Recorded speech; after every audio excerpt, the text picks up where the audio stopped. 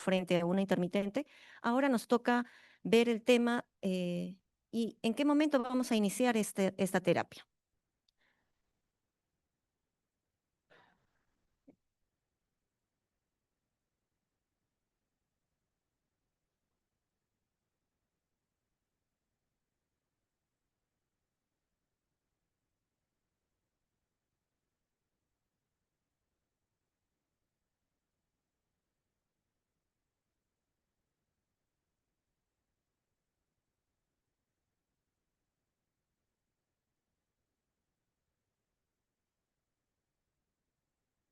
Como les comentaba, tenemos que definir en qué momento vamos a iniciar esta terapia. Si la vamos a iniciar al inicio, la vamos a iniciar tardíamente, y vamos a ver alguna evidencia de los estudios que nos hablan de las ventajas y desventajas de iniciarte precozmente o tardíamente, o muy tardíamente, para poder tener los mejores resultados. Este es el tema, terapia de reemplazo renal continuo en UCI. ¿Cuándo?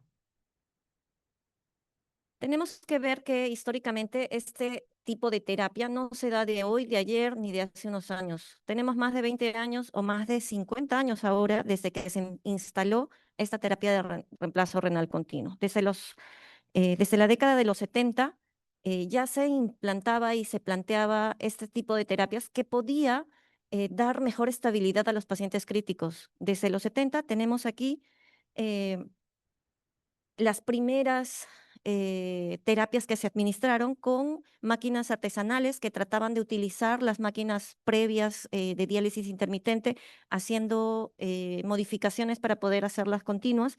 Se generaron a partir de los 90 las máquinas de primera generación, en las cuales ya tenían algunas modificaciones que favorecían a la permanencia de la terapia durante muchas horas. Es así que al pasar los años, ya tenemos máquinas de segunda generación, tercera generación, y es así que ya en la actualidad las últimas máquinas de tercera generación son tan sencillas y amigables que disminuyen el error del médico que pueda tener ante la administración de estas terapias y brindan mayor seguridad a los pacientes.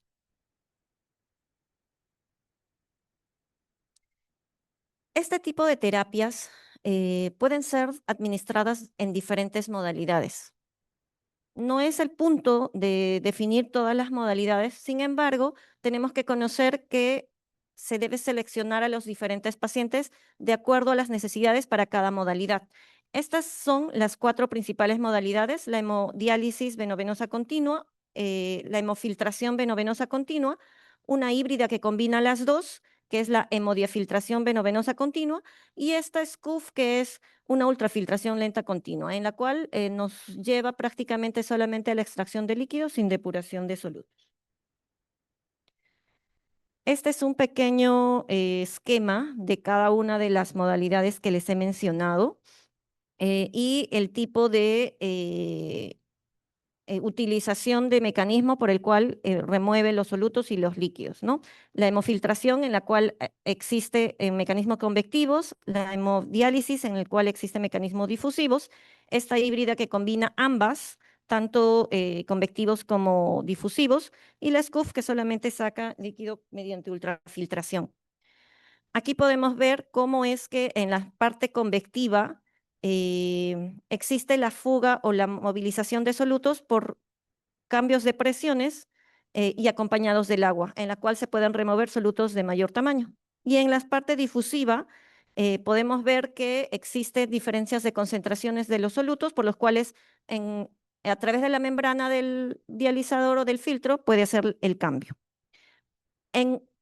Esta terapia se usa en la hemofiltración o este mecanismo; este otro se utiliza en la hemodiálisis, y en la hemodiafiltración se utiliza una combinación de ambas. Pero vamos a abocarnos al tema principal, al que nos hemos dedicado y al que vamos a detallar con más especificación. ¿En qué momento es que vamos a iniciar esta terapia? Al inicio, cuando recién diagnostico la falla renal, cuando espero a que pueda resolverse con las medidas médicas o no necesariamente dialíticas. ¿En qué momento? Entonces, acá tenemos muchas aristas, muchos puntos que tenemos que valorar en el paciente crítico. Se supone que para que yo tenga una indicación o esté pensando en que voy a iniciar esta terapia, tengo que tener una lesión renal aguda grave. ¿Y cómo la defino? Pues defino esta como que haya oliguria persistente, una hiperazoemia, una sobrecarga de volumen no controlada. Pero en estos casos, si solamente tengo una lesión renal aguda grave, podría beneficiarse tal vez de una hemodiálisis intermitente.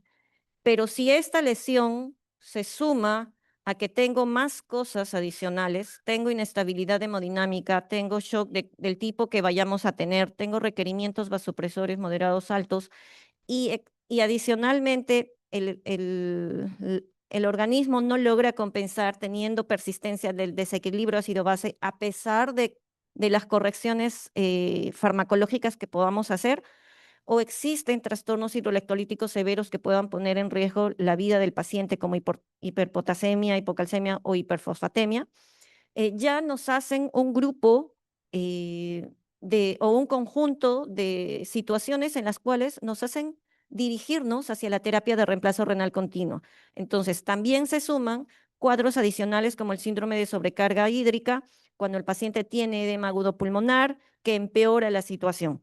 Y cuando el paciente tiene contraindicación para el hemodiálisis. ¿Y cuáles son? Ya las ha explicado en la exposición previa, principalmente que el paciente tenga la inestabilidad hemodinámica, que no sea factible la toleración o que tolere el retiro de tanto volumen en un momento tan corto.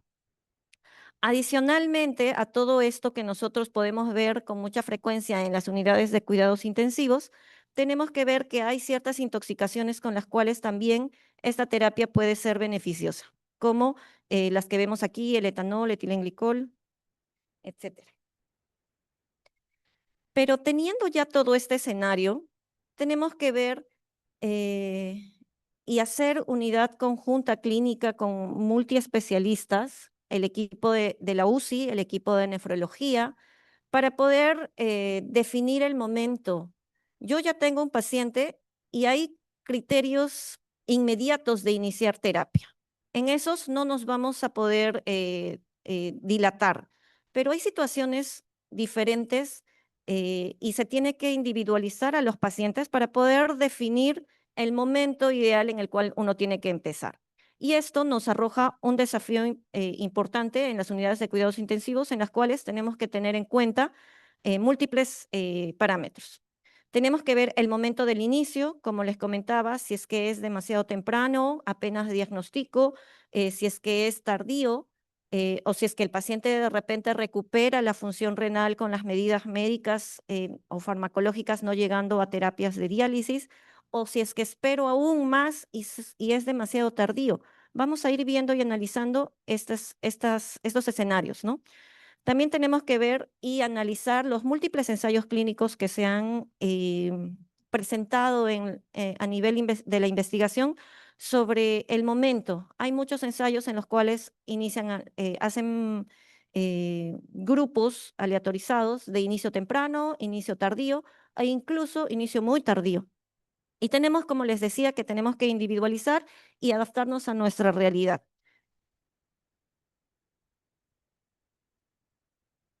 Como les mencionaba, para poder iniciar el momento de esta terapia de reemplazo renal continuo, hay diferentes opciones.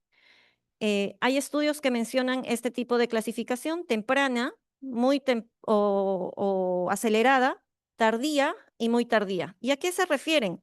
Como inicio temprano dentro de las 31 horas a 57 horas desde que el paciente presenta criterios de lesión renal aguda y en estado de inestabilidad. Aquí pueden haber diferentes criterios si es que consideran, según la clasificación de Código 3, para el momento de definir en qué momento inicio la terapia. Cuando el paciente tiene un inicio tardío, se puede esperar hasta 72 horas de manejo médico.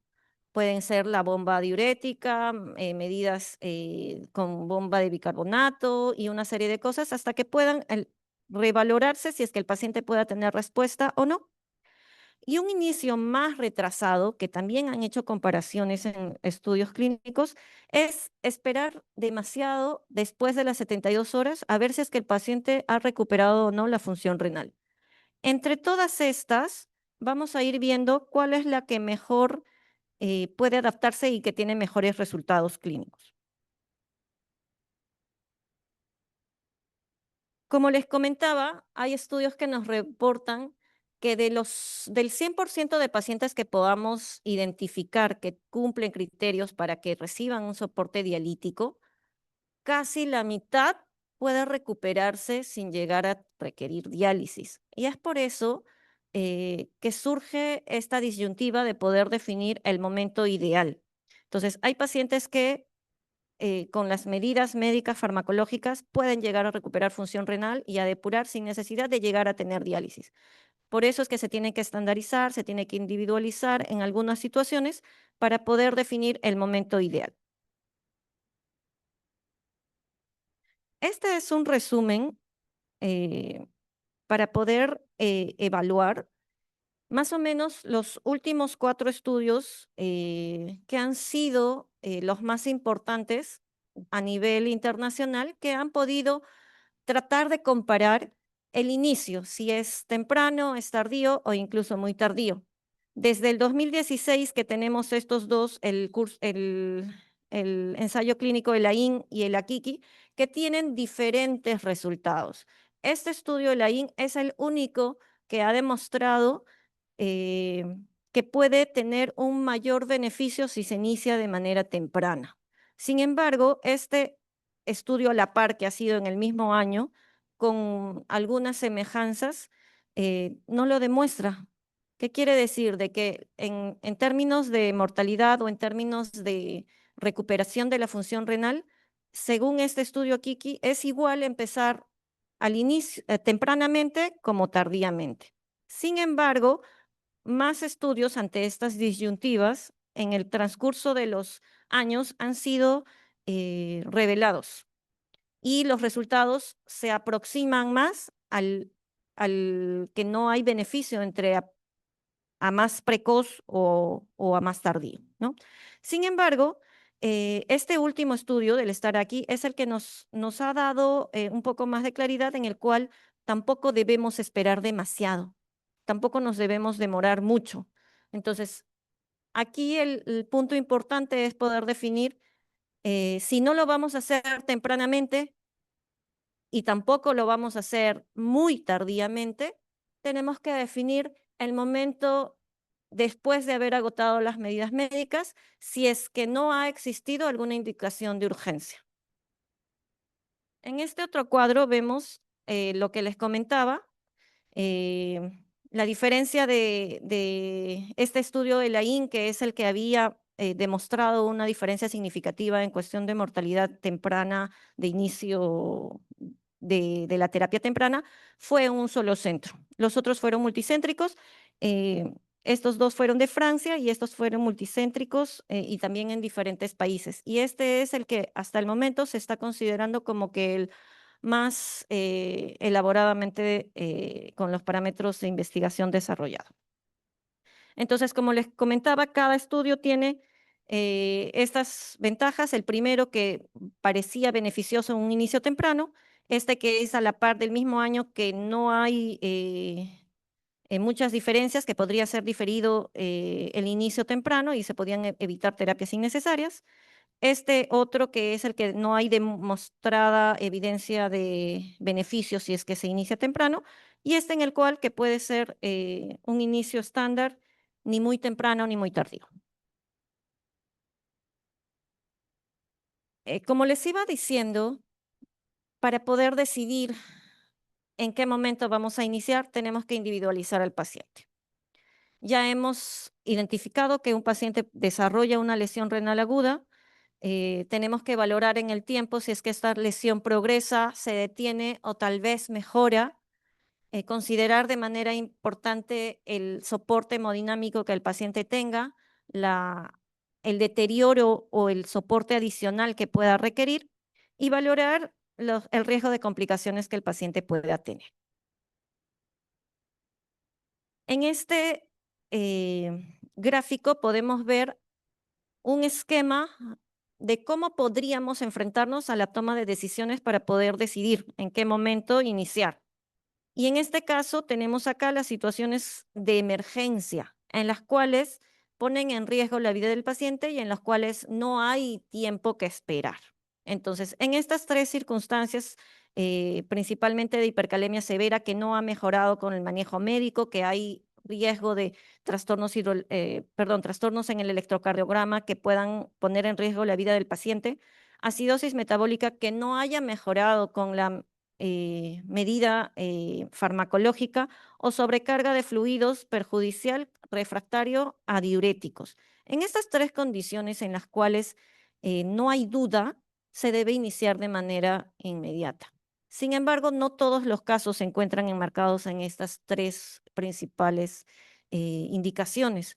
Hay una variedad y una gama de posibilidades que se encuentran en, en el otro lado de estas posibilidades. Entonces, si es que no existe esto, si no existe estas situaciones de emergencia, tenemos que tener diferencias y valoraciones como que tenemos que evaluar el requerimiento o el empeoramiento hemodinámico cada 8 horas, si es que en esta valoración progresiva podemos tener alguna de estas condiciones de urgencia dialítica, y si es que no se encuentra esto, pues se demora el inicio de la terapia de reemplazo renal continuo hasta un máximo de 72 horas.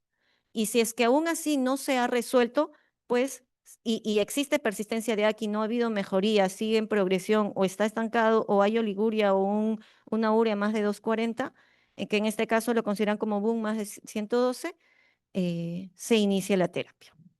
¿Ya? Este es otro esquema semejante al que hemos conversado ya acá en español, en el cual recalca la importancia de poder tomar la decisión en el equipo multidisciplinario. No es una persona la que puede decidir el inicio, no es un solo médico, tiene que tomarse en consideración la opinión tanto del intensivista como del nefrólogo.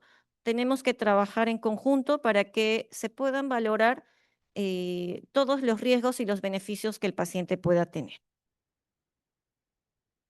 Como parte final de la presentación, tenemos unas ciertas recomendaciones para poder eh, tomar la decisión correcta, ¿no?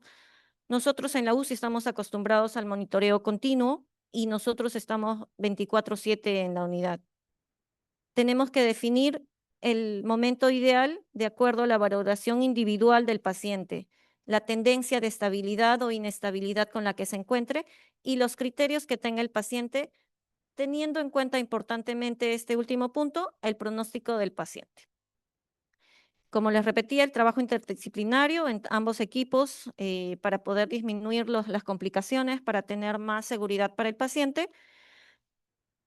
Debemos seleccionar la modalidad del tipo de terapia que vamos a brindar, pero también tenemos que estar adaptados a la realidad en la que vivimos. No vamos a querer implementar una terapia que no conocemos. Entonces, de acuerdo a lo que tengamos experiencia, vamos a ir avanzando en ese punto. El monitoreo riguroso, como les mencionaba, del equipo de la UCI y la prevención de complicaciones asociadas a la terapia más que asociadas a la enfermedad de origen. Como conclusión, les mencionaba que esta terapia de reemplazo renal continua, que no se da hace poco a nivel internacional, sino hace muchos años, es una herramienta valiosa para el paciente, es algo que lo puede mejorar de manera significativa y es algo en lo cual estamos empezando como unidad de cuidados intensivos del Hospital Rebagliati. Este éxito del tratamiento de esta terapia depende del momento adecuado, de la selección de la técnica correcta, del monitoreo minucioso y del equipo multidisciplinario que esté comprometido. Eso sería todo. Muchas gracias. Agradecemos